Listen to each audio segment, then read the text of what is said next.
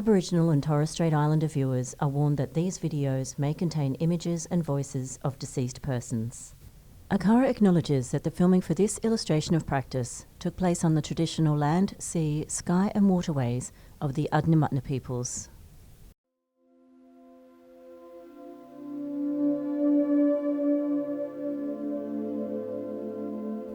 It's something we would always want to do, restore it, revive it and keep it going for our future kids. Because our kids wouldn't, without this language, they wouldn't, like I said, they'd lose their identity.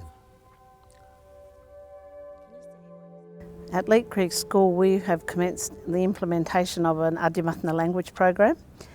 This is called Urangawala here, and it's really important that it's done here. This is on Adnyamathanha country.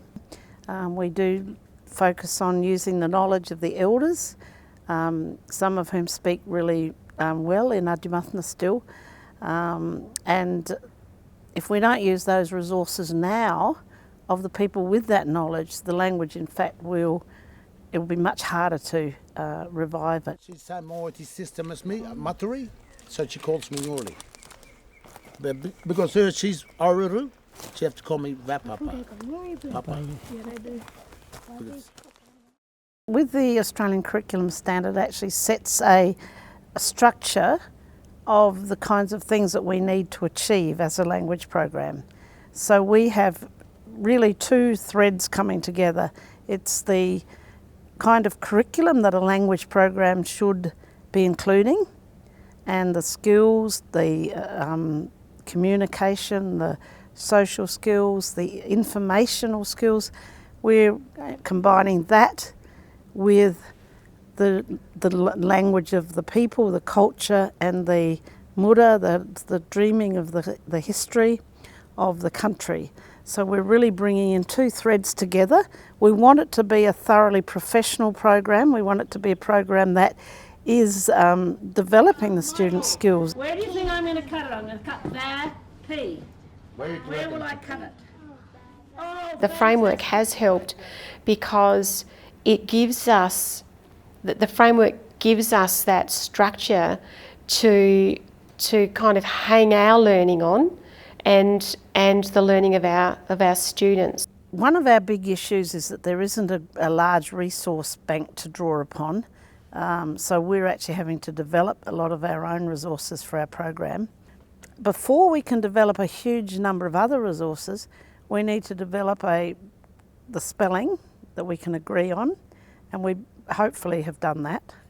And we need to develop an understanding of the grammar. We still need to know tenses and how you express intent or causational things, etc. So we need an understanding of the grammar to be able to get that correct. Otherwise we'll be producing things that are not. The help of the elders is really good in that because they will actually say, yes, this is how you say that. But it's really good to have the meta language of that and to be able to explain to the children, this is why you say it this way. The major and most important aspect is the knowledge of the elders of the community, that we can draw upon them and incorporate that into the program. Another aspect is the linguistic knowledge of sounds and a good writing system for the language. So the elders' expertise, the linguists' expertise, and then the teaching expertise. Wichiri. Malkunda. Noel, our ACEO, he's at every lesson. He's the major instructor at the lessons, and he brings in the language and cultural aspects. I'll just work with Rosalie, I'll work close with Auntie Linda and Mum and just writing and spelling and stuff and putting it into like lessons, and I'll hand it off to the next two to do it then. We both sit down and have a talk about topics. We'd choose, like when we first started, we'd done the like the animals, there's kangaroos and like various urchas, birds and stuff, until the kids got a good understanding of it. Then we'll move on to another, like the family side. And we might run that for 3-4 weeks.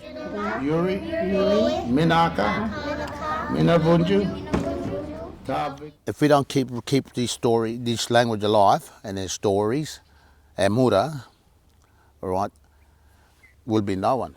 Will be just another human being there, without a race, without an identity.